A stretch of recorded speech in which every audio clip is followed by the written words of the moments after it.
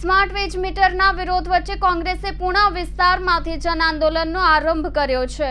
વિવિધ સોસાયટીઓમાં મીટિંગો કરી ગ્રાહકોને પડતી મુશ્કેલીઓ અંગે ચર્ચા કરાઈ હતી। હાલમાં ઘણી સોસાયટીઓમાં બોર્ડ લગાવી દેવાયા છે કે સ્માર્ટ મીટર માટે મંજૂરી વિના પ્રવેશ અપાશે નહીં।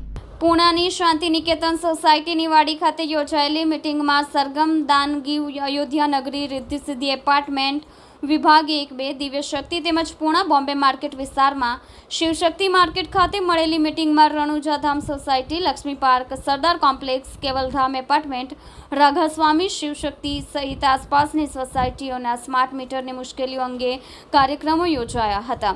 આ ઉપરાંત સોમવારે દક્ષિણ ગુજરાત વીજ કંપનીના એમડીને સામૂહિક વાંધા અરજીઓ સુપરત કરવાનો નિર્ણય પણ કરવામાં આવ્યો હતો।